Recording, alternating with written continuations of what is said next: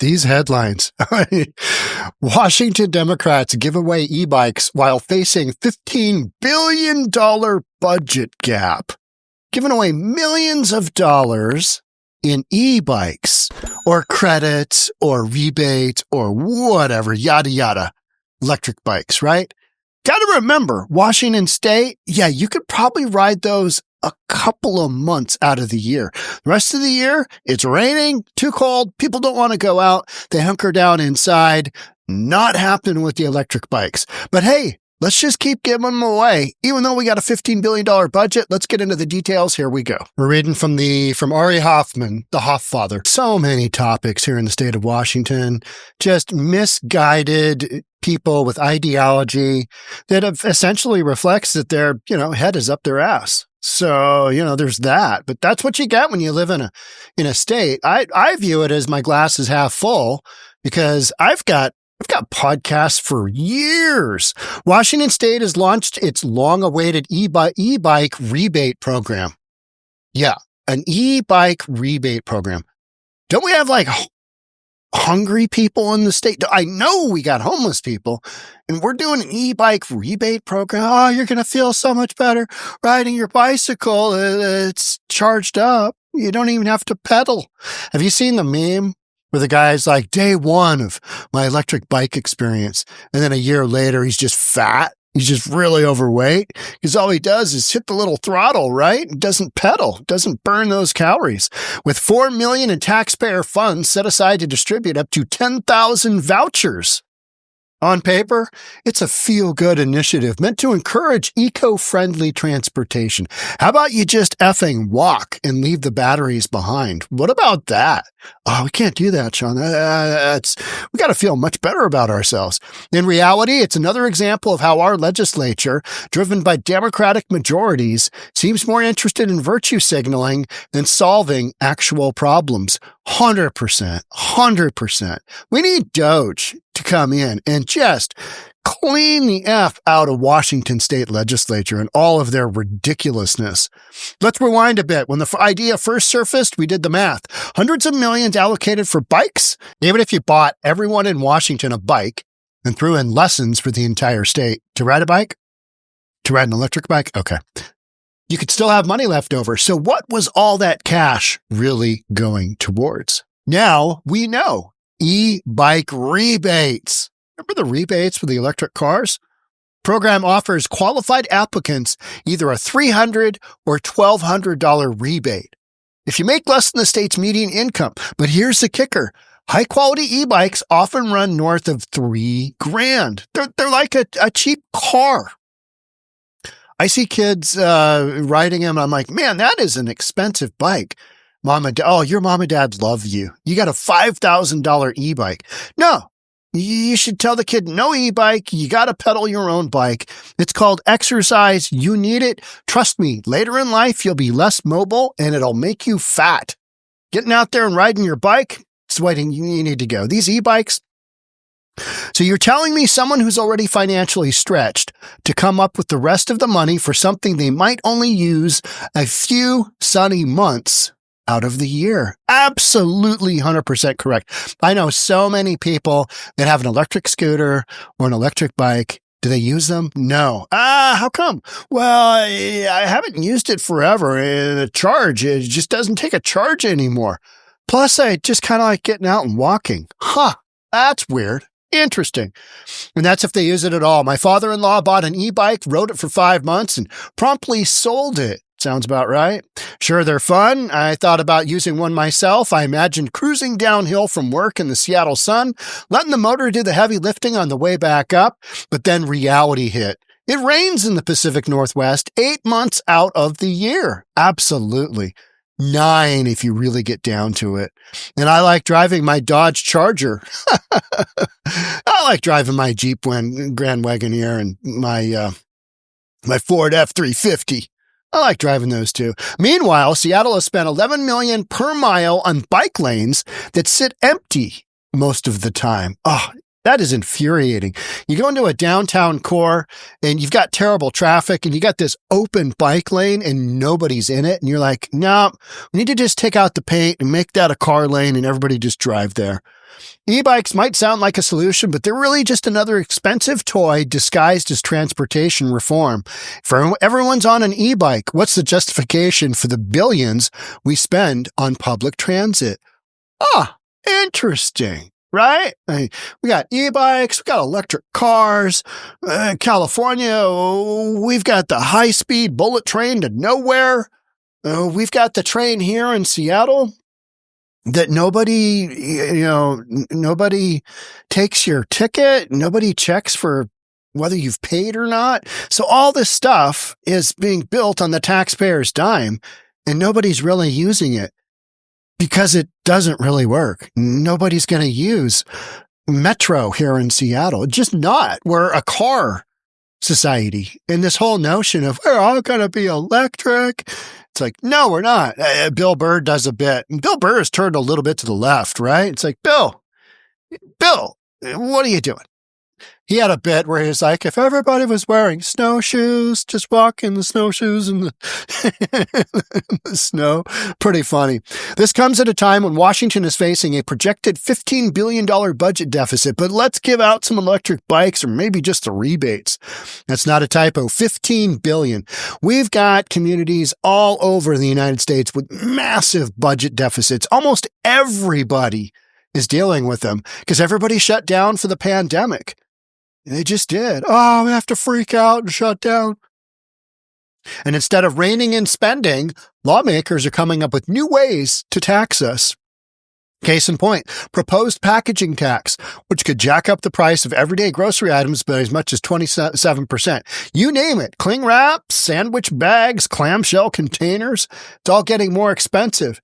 It's essentially a parent tax or a fast food tax. Anything you use to pack a kid's lunch or pick up takeout is fair game. They're gonna tag you no matter what you do. And what I keep saying is that, for my generation, I'm Generation X. I'm 56. I'll be 57 in November. Washington State isn't going to be a place where I'm going to retire because it's going to be too expensive. You're going to end up with some kind of tax that's essentially going to be a state income tax. And it's because you've got all of these misguided projects that politicians, which we have elected, which we have gladly elected, have put all these programs, these social programs in place that don't really work and they don't really accomplish anything. And they're just virtue signaling. And you got to pay for those programs with taxation. And you've got so many social programs out there that it's going to take massive dollars just to feed all these programs. We all know it. It's just a thing. So you got to go somewhere where, basically you've got Republican leadership. You've got reasonable leadership. It ain't Washington. Washington state leadership is just, it is terrible. My state, Washington state just went further blue in that last election.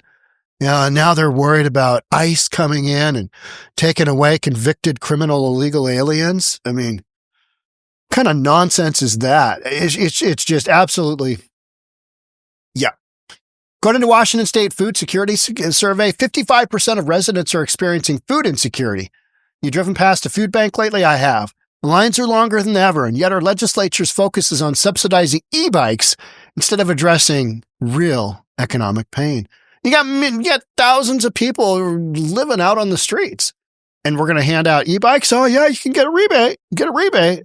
Okay. Is this really something we should be focusing on? It's like coming up with billions and billions of dollars for housing for the homeless and not recognizing that you take a whacked out nut job drug addict and put them into housing. The only thing they're going to do is smoke some fentanyl and die by themselves. Not that hard to figure out. But the misguided compassion, if they just had housing, they'd get themselves on that first step to getting back their old life. You're like, yeah, that and a whole bunch of, psychotherapy and maybe a stint in prison and, definitely multiple trips to the rehab clinic with a big dose of detox, then you're talking. But this whole concept of, well, just put them here, it'll work out. It'll work out just fine. And then Ari goes on to talk about the Climate Commitment Act, a policy that's jacking up gas prices through carbon credit limitations and permit caps. It's so ridiculous. You felt it at the pump. When gas prices go up, everything else follows. Food, clothing, household goods. Most of our stuff doesn't magically appear on shelves. It doesn't? Oh, bummer. It's hauled in by trucks that run on gas. What's the government's response? More taxes. Tied to inflation, which will never stop climbing. Instead, Washington lawmakers are doubling down on unsustainable spending, pushing new taxes while refusing to cut costs. Absolutely true, because they virtue signal that their programs can't be cut. Oh, we need them. We need them. This isn't about climate. It's about control and cash. Massive revenue from carbon taxes repackaged as an environmental concern. And you're footing the bill. Want to ride a bike to work? Great. It's good for your health, good for the environment, and it costs nothing once you own it. A little bit of maintenance, right? A little bit of electricity for the air compressor to get those tires all pumped up. But you don't need a taxpayer-funded e-bike to do it, especially when that e-bike still needs to be charged using electricity that isn't as green as we'd like to think, with batteries that leave a heavy environmental footprint. All right, here's the average price of the impact of grocery packaging tax. Grocery packaging tax. Why are we taxing that? Because it's not good for the environment. Laminated pouch, 22%.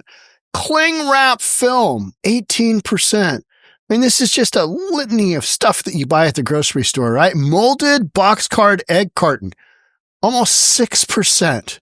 Let's skip down. Paper food tray, 500 gram weight, 2.93%. Just tax upon tax upon tax for nonsense that we don't need. Just nonsense. These taxes on Washington families could not come at a worse time. 55% of Washington residents are experiencing food insecurity because it's so expensive to live in the state of Washington. Your housing has gone through the roof. Your taxation's gone through the roof. Your real estate taxes have gone through the roof. The money's got to come somewhere for all of these just ridiculous plans. But, people look at that and go, why are our taxes so high? Well, because you elected a bunch of nut jobs. That's what you did. And now you are stuck with a bunch of nut jobs in the Capitol, in our legislature, and they're just doing their thing. If we just had a lot of e-bikes, this would all be great. Lord knows they're not buying Teslas right now, right? I mean, is that not some of the craziest stuff you've ever seen? The whole Tesla deal? You got a whole bunch of liberals ran out and bought Teslas, and now you got other liberals just defacing them or scoring them up with swastikas. Just the mindset there is exactly the reflection of the mindset here, which is, no, don't cut spending. More spending on stuff, ridiculous stuff like e-bikes, and we'll just continue loading up all of our constituents with a whole bunch of taxes that we don't need because we could cut a bunch of stuff out of the budget, just like Doge has been doing. And people are really worked up. They are really upset. Elon is an elected official. Yeah, it was Bill Gates or George Soros, right? So I don't want to hear about it. They just got to the whole Doge thing before you thought of it. And plus Democrats would never think of that because that whole tax and spend thing with the whole, cutting spending. Oh, that doesn't come up, does it? No, that's not a thing. That's not moving forward. All right. That's it for me on this one. Thanks so much for being here. I'll catch up with you on the next one. Bye for now.